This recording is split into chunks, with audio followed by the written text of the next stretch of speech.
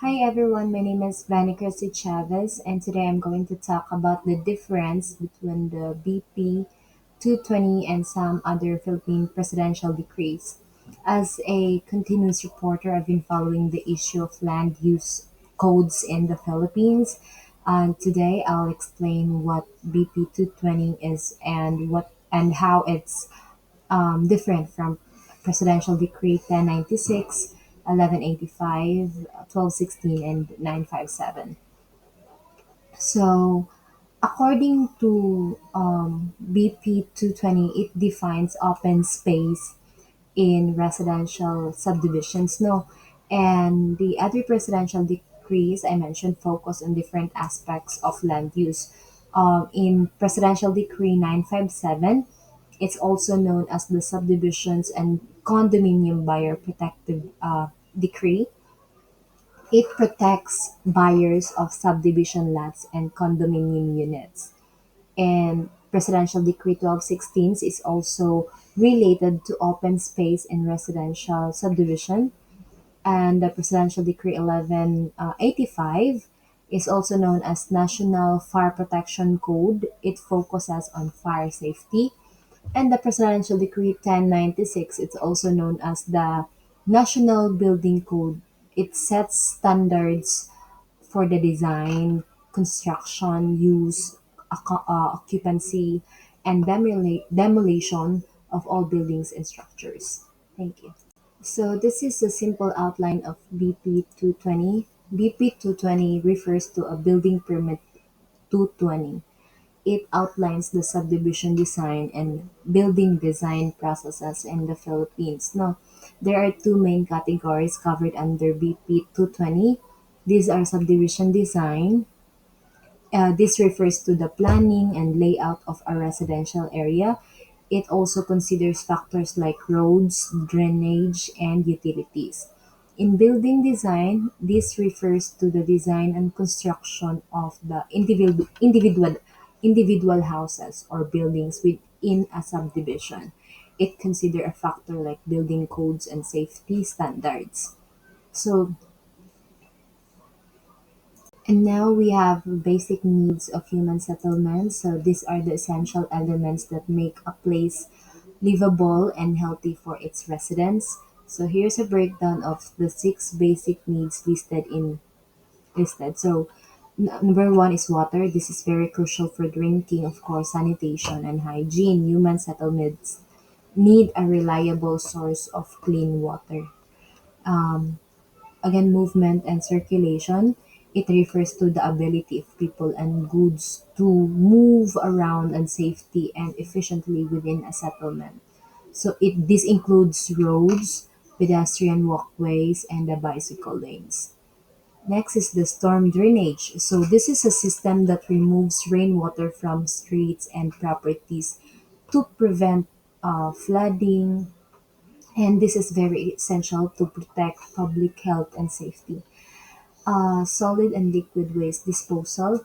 This one refers to a safety and sanitary way to manage waste products. This includes collection of the waste, treatment and disposal of garbage, sewage, and other waste materials. Number five is parks and playgrounds. Green spaces and recreational areas are important for people's physical and mental well-being. They provide opportunities for exercise, relaxation, and social interaction. So, this is if you're familiar with a lot of subdivisions, diba, they have parks and playgrounds. So next is the power. A reliable source of electricity is also essential for lighting appliances and the communications. Next is the definition of terms. So socialized housing, it refers for housing undertaken by the government to provide affordable housing for low-income citizens sa mga minimum wages, no? So here are some of the benefits of socialized housing. It provides safe and decent shelter for low-income families and individuals. It contributes to poverty reduction. It also revitalizes blighted areas and reduces overcrowding. And some challenges of um, socialized housing is meeting the high demand for affordable housing. It also ensures the quality and sustainability of socialized housing projects, and it prevents social isolation and stigma associated with living in a socialized housing. Economic housing. This type of housing that is designed to be affordable for families with moderate or average incomes. It is typically located in areas where there is a high demand for housing, but where market forces would otherwise make housing unaffordable for these families. Um, some benefits of economic housing is it provides affordable housing for families who would otherwise struggle to find suitable accommodation. It also contributes to a more stable and inclusive housing market, and it revitalizes neighborhoods and communities. But the challenges is there is often a high demand for economic housing, which can exceed supply, and economic housing projects can sometimes be stigmatized, which can make it difficult for residents to feel integrated into the community. And maintaining the quality and affordability of economic housing is in the long term can be a challenge. So block, it is a fundamental units of urban planning. So the size, shape, and design of blocks can significantly impact the character or functionality of a city. Like some ways that block influence urban design is like density, it traffic flow, pedestrian access, mixed use developments. A shell house is a type of dwelling built using shells as the primary building material. So shells are typically mortared or cemented together to create walls, floors, and even roof. Um, so the pros and cons of shell houses is the pros is sustainable and eco-friendly. Seashells are very natural and renewable resource. Using them in construction can help to reduce the demand for conventional building materials like concrete and bricks. And it's also the durability. Its shells can be very strong and durable, especially when properly treated and sealed.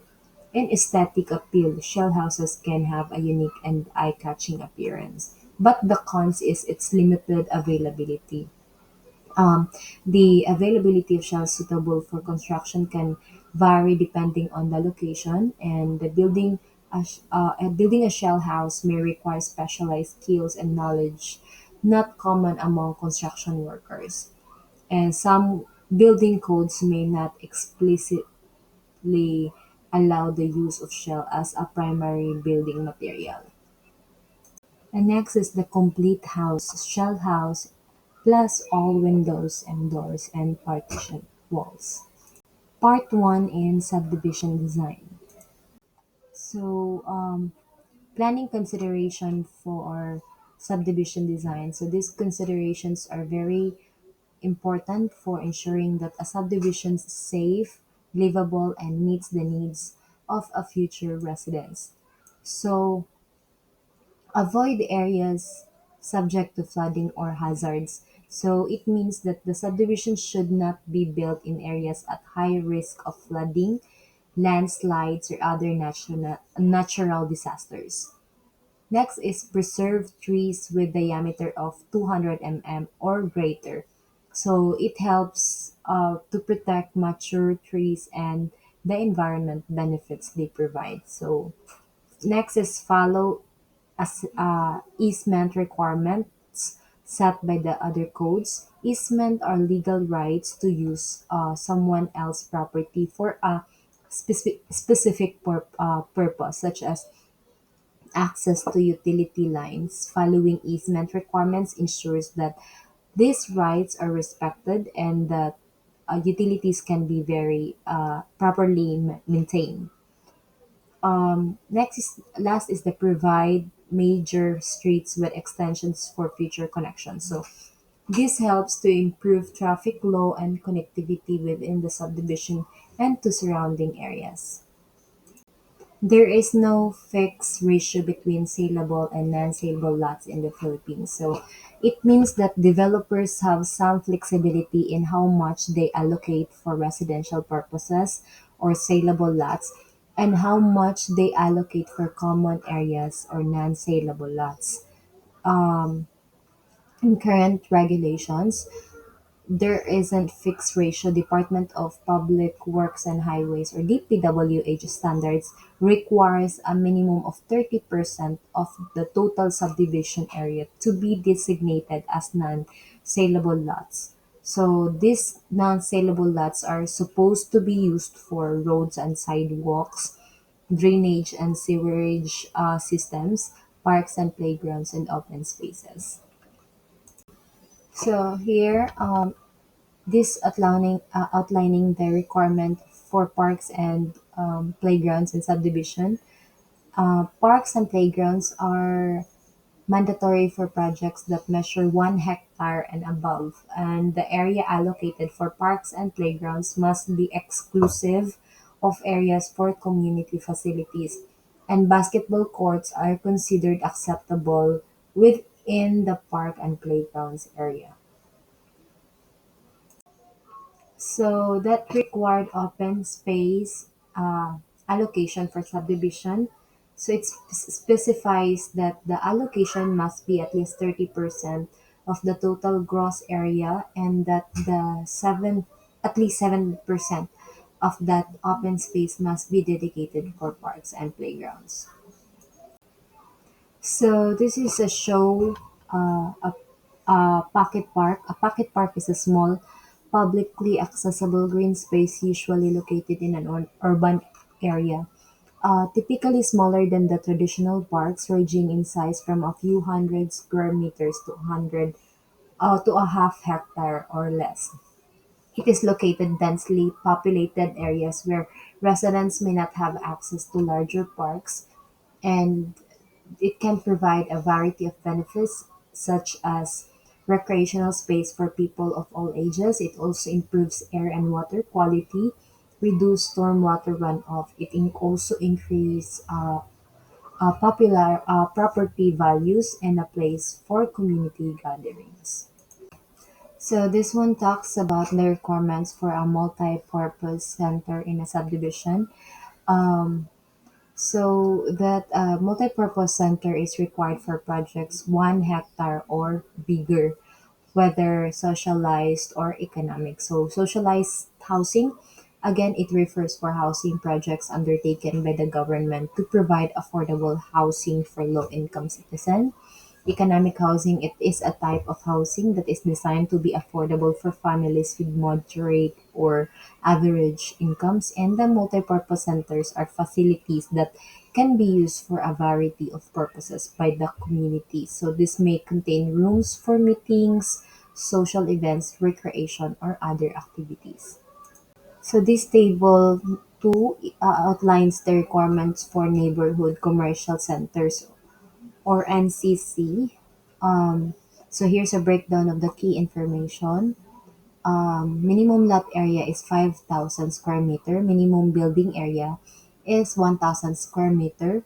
Accessibility, the NCC must be accessible by a secondary road with a right of way of at least 16 meters wide. And then the parking is must be provided at a ratio of 20 square meter of the total of building floor area.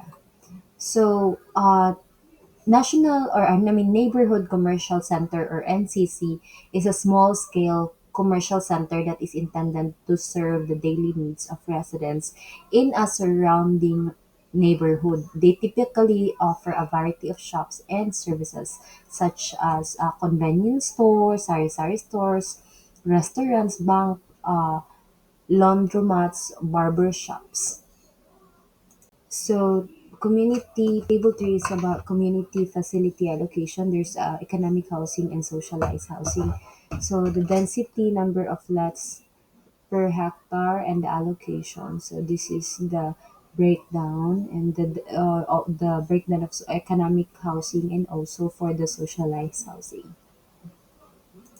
So next is the circulation or road planning. So this one is a process of planning and designing roads for transportation. So this includes factors like road types, hierarchy, and right of way widths. So it shows that the hierarchy of roads in a development project. So the table has three columns: project size, range, housing economic housing, and socialized housing. So each cell shows that the types of roads allowed depending on the project size and also the housing type. So this table shows the right of way or row requirements of different road types in a development project. So it has two sections, one for economic housing and one for socialized housing. Each section has four rows um, corresponding to different project sizes. So the project sizes are given as a range in hectares. The table shows that the row requirements or right of way requirements for three types of roads like major, collector, and minor. Additional, there are row for motor court, alley, and path walk row requirements. So here it shows the minimum sizes or width of various roads in a development project. So the minimum width required for different road types, including interconnecting roads, major roads, collector roads, minor roads, motor courts, paths, and alleys. So here, the diagram of an interconnecting road in a development projects. An interconnecting road is a type of road that provides access between two or more separate pieces of lands. Next is the differences between alleys and pathwalks.